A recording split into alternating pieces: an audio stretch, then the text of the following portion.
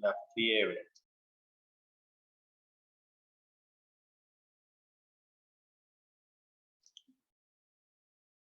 Ya habíamos hablado anteriormente cómo era principalmente lo que intervenía en nuestro organismo, o cómo era la producción de calor y también cómo se controlaba la temperatura. Vimos los mecanismos por los cuales el cuerpo produce calor y vimos también los mecanismos por los cuales el mismo cuerpo, el mismo organismo regula la temperatura corporal. Habíamos hablado del proceso, del mecanismo principalmente de radiación, de conducción, de convección y de evaporación. Habíamos explicado que cada uno de estos mecanismos tenía una particularidad en el control de la temperatura. Cómo era que se llevaba a cabo, cómo se evidenciaba el proceso de eliminación del exceso de calor que hay en nuestro organismo, ¿no? Y algunos en mayor magnitud que en otros, como por ejemplo la radiación y la evaporación, daban por mayor pérdida de calor de acuerdo al clima o al lugar donde nos encontrábamos, ¿no? Decíamos que la evaporación, por ejemplo, se da más que todo en lugares donde el ambiente, el aire del medio ambiente que nos rodea es más caliente que nuestra temperatura interna. Entonces eso llevaba a que nuestro cuerpo prácticamente gane calor externo y se eleve la temperatura interna de nuestro organismo. Y eso ponía en marcha el mecanismo de la evaporación, ¿no? Con pérdida de calor a través de la sudoración y la evaporación de las gotas de agua que se eliminaban, que se producen y que dan como resultado un enfriamiento también de la superficie corporal después de que ese agua se ha evaporado, no se ha secado por completo. Este mecanismo de la evaporación decimos que se da solamente en lugares cálidos y húmedos, como en las zonas tropicales, como en el lugar donde vivimos nosotros. Sin embargo, la radiación, que es otro mecanismo que por el cual se pierde bastante calor, se da en lugares secos, fríos y áridos, ¿no? Como en el occidente, en el altiplano. Y explicamos también que se hacía a través de ondas electromagnéticas infrarrojas, lo que se evidenciaba principalmente cuando nosotros en esta época de frío rozamos algún objeto, tocamos a otra persona o nos quitamos la ropa y se pueden sentir ondas de choque como de electricidad o como de pequeñas chispas que se ven en la oscuridad, ¿no? Que son las ondas electromagnéticas infrarrojas que se están eliminando de nuestro organismo o que están retenidas en la superficie de nuestro cuerpo de la ropa que estamos utilizando. Entonces, esos son los principales mecanismos junto con la convección y conducción que hace que nuestro cuerpo regule la temperatura corporal interna, manteniéndola siempre dentro de los parámetros normales que tenemos, 36.2, 36.5, 36.7, para que nuestro organismo funcione de una manera adecuada. Cualquier situación que haga salir de esos parámetros normales, ya sea hacia abajo, la temperatura corporal abajo de 36, o la temperatura corporal ya arriba de 37, va a poner en marcha cualquiera de estos mecanismos, o constantemente estos mecanismos lo están regulando. Y si es patológico, ¿no? Por algún proceso patológico, vamos a poner también en marcha los mecanismos tanto de conservación de calor como de generación de calor si es que fuera necesario. O sea que estemos en un clima frío o que estemos en un clima cálido. Para eso nosotros ya tenemos que tomar en cuenta otros mecanismos de regulación de la temperatura que tienen que ver ya con la funciones de estructuras especializadas de nuestro cuerpo, que son los que ponen en marcha estos mecanismos, tanto de generación o producción de calor, o de también pérdida de calor, lo que se conoce como zonas termogénicas o termogenéticas o termolíticas. Y para esto tiene mucho que ver lo que es la estructura que conocemos nosotros, que han estudiado anatomía, como el hipotálamo. ¿Ya? Hipotálamo. Es una estructura porque aquí en esta estructura están localizadas las áreas o núcleos encargados de la regulación o de la termorregulación. Ya tenemos, por ejemplo, el área o el núcleo preóptico hipotalámico, tanto del lado del hipotálamo anterior y posterior, que es la zona especializada que se va a activar para regular principalmente la temperatura corporal interna. Este núcleo, área preóptica hipotalámico, también se conoce como termostato.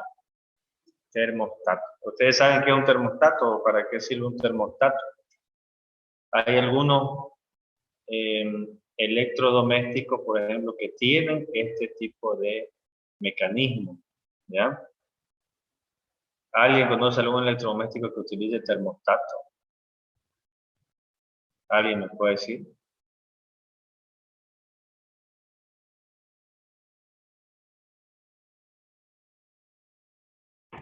No, doctor, pero supongo que es que regula la temperatura.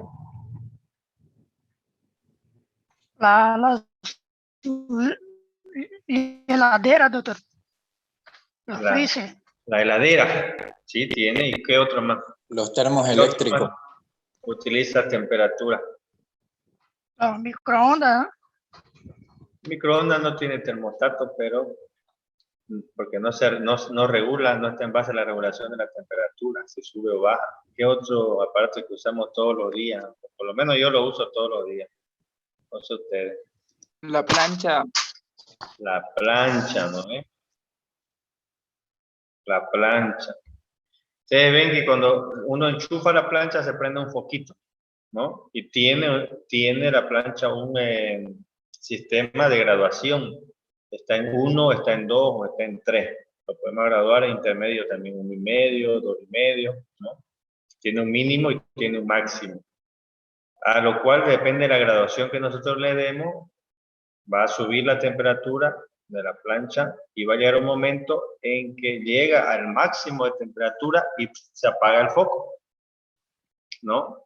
Ustedes escuchan un sonidito que hace y que escucha cuando se apaga el foquito, porque esa es la función del termostato, regular la temperatura para que no vaya más allá de lo, o que no se exceda más allá de lo que se ha programado, se ha regulado.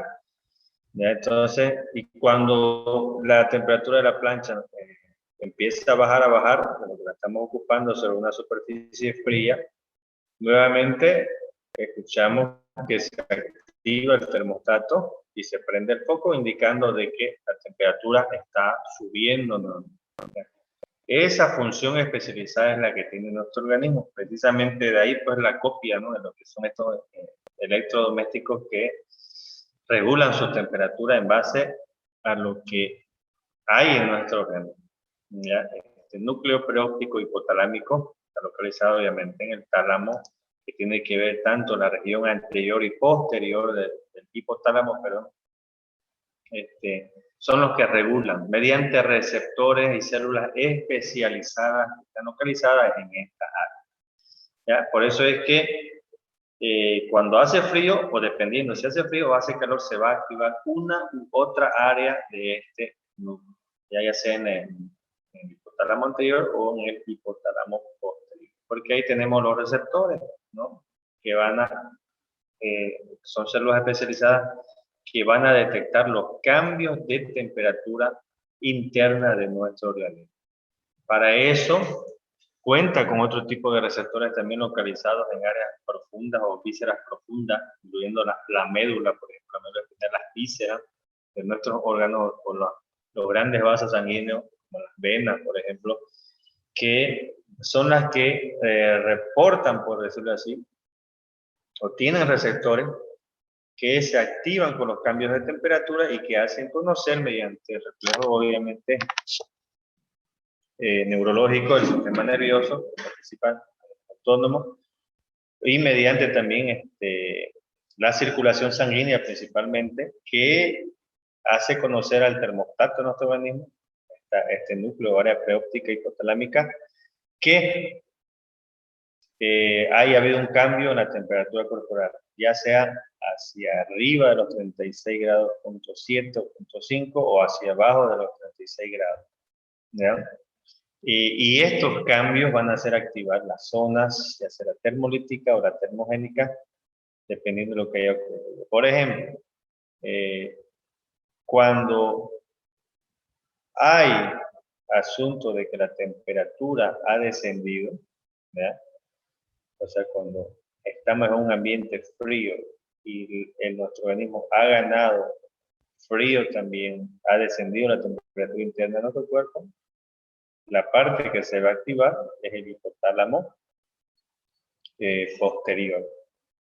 ¿Ya? Todos los mecanismos que vamos a ver enseguida que produce están en el hipotálamo posterior y esto activa la zona termogenética, o sea, la zona que la zona que nos va a ayudar con la generación de calor. Lo vamos a ver cómo enseguida. Y cuando hay mucho calor, ¿ya? Cuando hay calor se van a activar la parte del hipotálamo anterior, donde nos va a ayudar prácticamente a la pérdida de calor de nuestro cuerpo. Entonces la estimulación del hipotálamo anterior va a producir vasodilatación cutánea y sudoración. ¿Ya? ¿Eso qué quiere decir? Que nos va a ayudar a perder calor y la estimulación del hipotálamo posterior nos va a hacer producir escalofríos y temblor. ¿Ya? Quiere decir que nos va a ayudar a producir calor para que nuestro cuerpo aumente la temperatura interna. Entonces, sea que de acuerdo al ambiente en que estemos, se activa una de estas dos áreas, obviamente. Si el hipotálamo anterior está activado, el hipotálamo posterior es inactivado. Y lo mismo sucede en la región del núcleo del hipotálamo posterior. Si se activa, vamos a inactivar la región del hipotálamo anterior. ¿Ya? Entonces, es así como funciona el termostato de nuestro ¿ya? Desciende la temperatura de nuestro cuerpo, ¿ya? Y quiere decir que estamos entrando, nuestro cuerpo detecta por los receptores del frío que hay en mayor cantidad en nuestro cuerpo, va a detectar que ha descendido la temperatura y eso emite una señal a través de la circulación sanguínea y reflejos nerviosos también hacia los núcleos del hipotálamo, y entonces hay una orden para poder activar mecanismos que nos ayuden a generar calor para nuestro organismo. ¿Ya? Y eso sucede con la activación del hipotálamo posterior. Por eso es que dice que ahí produce escalofríos y temblores. ¿Qué sucede con los temblores? ¿Por qué se producen temblores? Estamos hablando de que prácticamente se pone en actividad involuntaria, en este caso, de nuestro sistema músculo-esquelético. Ustedes saben que el temblor es una actividad que genera, ¿qué cosa? Metabolismo celular, consumo de energía, y ese consumo de energía produce como resultado también calor. Y al activarse todas las células de nuestro organismo, de nuestro sistema músculo-esquelético, pues estamos generando bastante metabolismo y bastante calor, por lo que la temperatura de nuestro cuerpo empieza a temblar. Eso nosotros nos damos cuenta, ¿no? Cuando estamos en frío. Llegan los sures, por ejemplo, nos salimos un poco desabrigados, o hace bastante frío, o nos vamos a La Paz, o nos vamos a Oruro, y si empezamos a temblar, pues es precisamente por eso. ¿Ya? Precisamente por eso. Porque nuestro organismo, en nuestro interior, ha descendido bastante la temperatura y nuestro organismo necesita generar calor para poder aumentar la temperatura a parámetros normales. Entonces genera lo que se llama el famoso titiriteo, ¿no? empieza temblando la quijada, la mandíbula, y empieza uno a temblar y no puede controlar esos temblores, ¿no? Las manos o los brazos, los miembros superiores, los miembros inferiores, todo el cuerpo empieza a moverse, a temblar con esos temblores porque se pone involuntariamente en activación del sistema musculoesquelético para generar actividad de los músculos, de las células musculares, y con eso también generar calor, y nuestro cuerpo internamente conserve o gane el calor que necesitan nuestros órganos para su funcionamiento normal. Lo contrario va a suceder cuando estamos en un ambiente caliente, ¿ya? Cuando estamos en un ambiente caliente se inactiva el hipotálamo posterior y se activa el hipotálamo anterior y produce el mecanismo de vasodilatación cutánea y sudoración, lo que hace perder a través de la sangre el calor excesivo que hay dentro de nuestro cuerpo y dentro de todas las estructuras internas, y la sudoración como mecanismo de evaporación para pérdida de calor y refrigeración de la superficie corporal, que es la piel. Entonces, lo mismo sucede también, va a suceder también cuando hay hipertermia por causa patológica, ¿verdad? El hipotálamo anterior se activa, se produce vasodilatación y sudoración. Ustedes van a ver que una persona también, así como ya sea que tenga fiebre o no, o sea, esté elevada su temperatura corporal, se pone roja y suda mucho, ¿no? Colorada, porque ese enrojecimiento de la piel se debe, esa hiperemia en la piel se debe a la vasodilatación cutánea, ¿ya? Para que se pierda calor a través de la circulación y junto con la sudoración ayudar a esa pérdida de calor para regular la temperatura interna por debajo de los 37 grados, 36.5 como una media de la temperatura normal de nuestro organismo.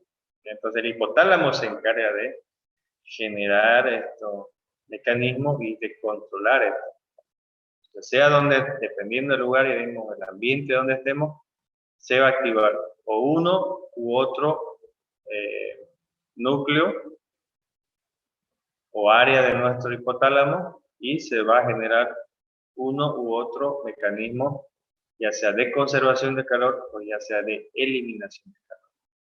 Con respecto a los escalofríos, por ejemplo, ustedes tienen que saber cuáles son generalmente los escalofríos. Se presentan en situaciones de que va a haber o de que hay un aumento de la temperatura interna, o sea, una hipertermia por razón de algún proceso infeccioso. No todas las enfermedades infecciosas que cursan con fiebre, con hipertermia, no en todas se produce escalofrío. Por lo general se produce más en las infecciones de tipo viral, ¿ya? Las infecciones de tipo viral y en algunos procesos bacterianos, principalmente los que tienen que ver con infecciones del aparato urinario, por ejemplo, del sistema urinario, alguna infección urogenital, ¿ya? Principalmente ellos, y en algunas ocasiones en patología respiratoria. Entonces, no en todos los procesos, pero en la mayoría de los procesos virales graves, la infección puede cruzar con escalofríos, ¿ya? Que son también temblores, ¿ya? Son temblores porque en un principio se produce una reacción, hay vamos a decir, un desajuste del termostato de nuestro organismo, como vamos a ver más adelante, por causa de algún pirógeno endógeno, o sea, una sustancia que es producida y que desajusta el termostato y que hace posteriormente elevar la temperatura.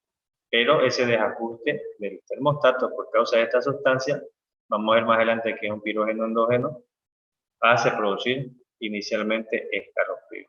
Esos temblores, lo que dan, el chucho que le llaman, y que se siente bastante frío. Ahora, ¿qué es importante saber de esto? Que una persona con escalofrío, pero nunca la van a poder calentar. En el tiempo que le dure este mecanismo del escalofrío, que dura aproximadamente entre 15 a media hora, 15 a 30 minutos, por más que le pongan a ustedes 1000 frazadas o lo tapen con, lo abriguen con lo que ustedes quieran, nunca la van a poder calentar a esta persona, ¿ya? Va a seguir sintiendo esa sensación de frío extrema y va a seguir temblando hasta que pase el proceso, el mecanismo y empieza a elevarse la temperatura. Ustedes van a ver que inicia el escalofrío, la persona empieza a temblar, siente mucho frío y cuando ya empieza a ceder este cuadro de escalofrío, la persona ya se siente, empieza a sentir calor, empieza a sudar, porque está subiendo la temperatura corporal. No olvidemos que está temblando ese paciente y está en actividad su sistema musculoesquelético y está generando calor interno. Entonces, por eso que cuando termina el proceso de escalofrío, la persona se calienta, se siente caliente y la temperatura interna del cuerpo también sube, generando una hipertermia o fiebre, como comúnmente lo conocemos. ¿Ya? Entonces, lo que hay que hacer a esta persona cuando la veamos con escalofrío es darle ya un antipirético, porque de lógica, o sea, un medicamento para la fiebre. Los medicamentos que son para bajar la temperatura, para combatir la fiebre, la hipertermia, se llaman antipiréticos, ¿ya? Entonces, el paracetamol, por ejemplo, que tiene acción antipirética, efecto antipirético, y el ibuprofeno también. Luego está la dipirona, el metamizol, ¿no? Que son otros medicamentos. Cuando ya vemos una persona con escalofrío, hay que darle un antipirético porque sí o sí va a tener hipertermia posterior al mecanismo o al episodio de escalofrío, ¿ya? Así que antes, por ejemplo, hasta le quemaban porque le ponían hasta ladrillo caliente en los pies a las personas para que se calienten o estaban con escalofrío, inclusive los quemaban a los pacientes porque el paciente hasta la sensibilidad pierde. Ustedes le pueden poner algo caliente en la piel y prácticamente no van a sentir que le están poniendo algo caliente.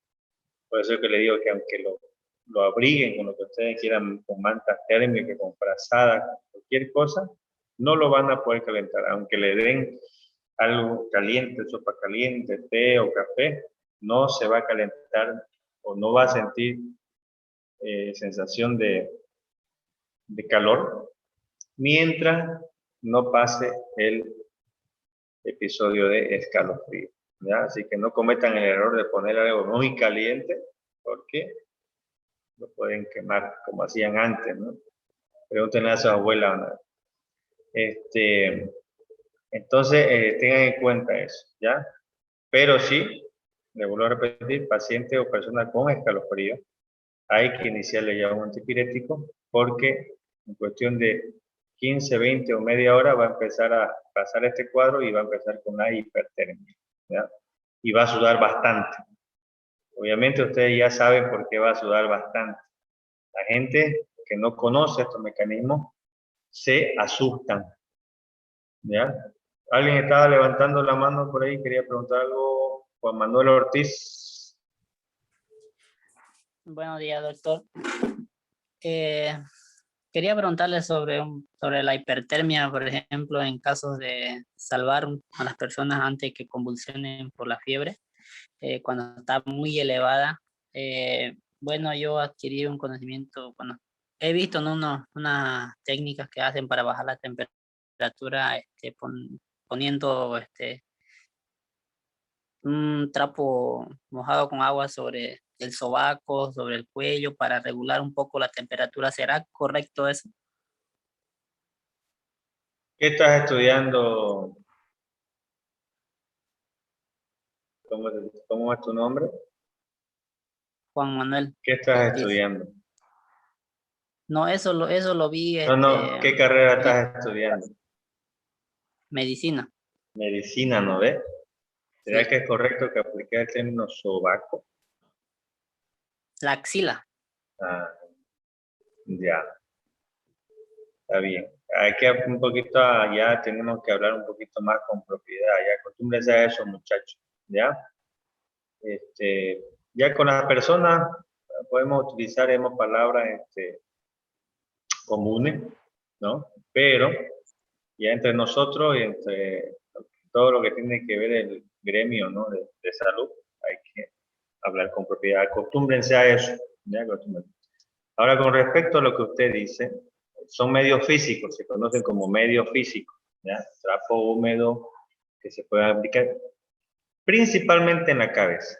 ¿Ya? Puede ponerlo igual en las axilas también, la región, o en la región de la ingle también, pero principalmente en la cabeza y en los niños sobre todo, ¿ya? Porque la mayor pérdida de calor en los niños que se da, y ustedes van a ver, es a través de la cabeza. Si ustedes notan los niños, todos los niños hasta los 5 años, inclusive después, la relación del tamaño de la cabeza en relación a su cuerpo, estamos hablando del tronco, ¿no? Del cuerpo, es mayor, ¿no? Es mayor, o sea, la cabecita es grande en relación al cuerpo, al tamaño del cuerpo. Por lo tanto, la mayor pérdida de calor que se da en los niños es a través de la cabeza. ¿Ya? Y en los niños pequeñitos y en los ancianos, lo que más hay que cuidar, la elevación de la temperatura por la cuestión que mencionó tu compañero, que son las convulsiones, ¿no? Que puede llegar a convulsionar por una temperatura muy elevada. Niño o cualquier persona que la temperatura corporal ha subido con evidencia de que hay un inicio de algún proceso patológico, entonces lo primero que hay que hacer es que hay que darle un antipirético, ¿ya? Y si la temperatura no cede, o sea, no está cediendo, o es muy alta, ¿ya? Cuando hemos iniciado, en el momento de iniciar el antipirético, no nos olvidemos que en la mayoría de los casos le damos un antipirético por vía oral, ¿no? Y eso ya, como estuvimos hablando en la anterior clase de farmacología, si ustedes recordarán, tiene un tiempo de absorción que va a ir entre media hora y 1 hora, dependiendo del tipo de medicamento que estemos dando. Entonces, si en el momento de dar nosotros un antipirético la temperatura es muy elevada, entonces tenemos que ayudarle con medio físico. En este caso, la aplicación de paño húmedo, ¿no? Con agua fría, inclusive se puede hacer porque es preferible, ¿ya? Que esa persona reciba algo frío, inclusive en casos extremos, ¿ya? En los niños se los sumerge en agua fría para evitar que convulsione cuando la temperatura no cede y está muy alta. Es preferible que se desfríen a que convulsione, porque eso le puede traer complicaciones, ¿no? Posteriormente. O si convulsionan en el momento de la convulsión, posterior a ello también tener otras complicaciones neurológicas principales, ¿no? Entonces hay que cuidar bastante en eso, principalmente en niños, en ancianos y en toda persona que tenga temperatura. Entonces los medios físicos sí se pueden utilizar, inclusive se puede utilizar alcohol, ¿ya? Así presionando con alcohol en las axilas y en el tronco, porque el alcohol a nivel de la piel también produce vasodilatación, ¿ya? Tiene ese efecto. Y al haber vasodilatación, no nos olvidemos, fíjense que uno de los mecanismos también de pérdida de calor es producir vasodilatación, porque a través de la circulación sanguínea se elimina el calor. Entonces, mientras más vasodilatación provoquemos nosotros a nivel superficial, más calor vamos a perder y la temperatura interna de nuestro organismo se va a regular más rápido. Entonces sí es correcto poder ayudar a las personas cuando es muy elevada la temperatura, ¿no? Para evitar complicaciones. Principalmente los niños, ustedes van a ver que se utiliza ese método. Está bien, eso era lo que necesitaba saber, Juan Manuel. Sí, doctor, eso era, y gracias por la corrección. Ok. Bueno. ¿Alguien tiene alguna otra pregunta? Doctor, buenos días, disculpe. Una preguntita. Sí. Hablando sobre la hipotermia, en ese caso, suelen decir, digamos, hay, o sea, los rumores que dicen que cuando una persona está en un estado febril, mayormente, ¿no? Algunos dicen, digamos, que se bañe con agua fría. ¿Hace eso un nivel o un desnivel, digamos, de temperatura para que esa persona no pueda convulsionar? Eso es lo que le mencionaba hace un momento, que solo en casos extremos, cuando la temperatura, a pesar de haber dado un antipirético, haber administrado algún antipirético, o sea, un medicamento para bajar la temperatura, a pesar de haber utilizado medios físicos también como coadyuvante a ese medicamento, y la temperatura permanece todavía muy elevada, entonces sí se puede utilizar en caso extremo también el sumergimiento o utilizar baño con agua fría. Estamos hablando de agua no natural a que sale del grifo, sino que con enfriada, digamos, en un refrigerador o con hielo y todo eso, ¿no? Porque, como le digo, es preferible que esa persona de repente podría resfriarse, no importa, pero a que convulsione, eso es lo más grave, ¿no? Entonces sí se pueden utilizar en casos que sean estrictamente necesarios. Hay niños, por ejemplo, que llegan a la emergencia, los traen los papás, muchos padres que son descuidados, los traen con temperatura muy alta, ni siquiera le han dado algún antiinflamatorio o algún antipirético, y esos niños están con 39, 39,5 de temperatura. Entonces, y encima están con evidencia de un proceso infeccioso grave. Entonces, esos casos extremos se les puede hacer, ¿no? Si el médico lo considera, ese baño o sumergimiento con agua en agua fría. Es un método adyuvante a lo que es la administración de medicamentos antipiréticos y los medios físicos, también dentro de los medios físicos. ¿Está bien? ¿Está despejada su duda o no está? Sí, doctor, muchas gracias. ¿Alguien más tiene alguna otra pregunta?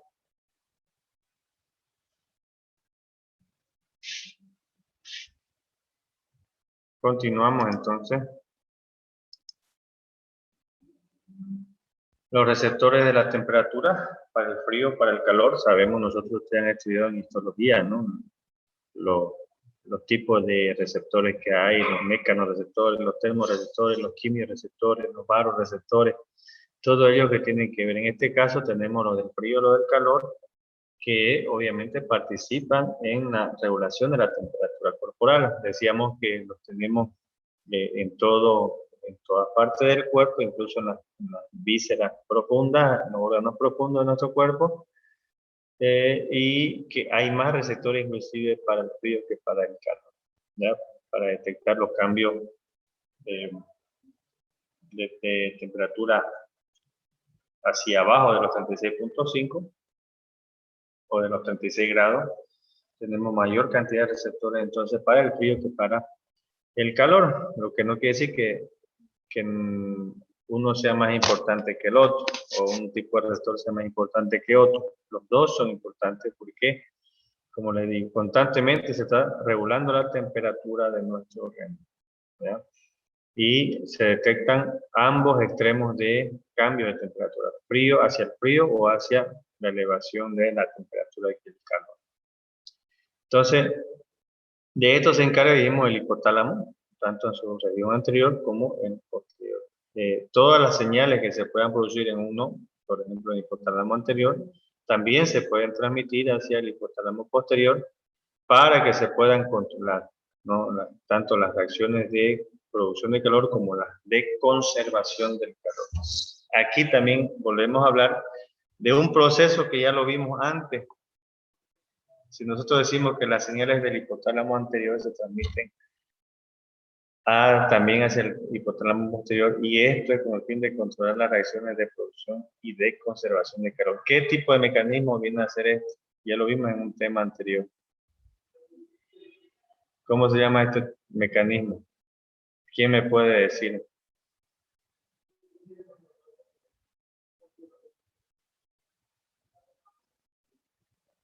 Nadie. Se corta y se vuelven a conectar, por favor, ¿ya? Nadie me dice qué mecanismo es ese. Por aquí fíjese que interactúa en el hipotálamo anterior con el posterior. ya sea para controlar las reacciones de ambos lados. Cuando hay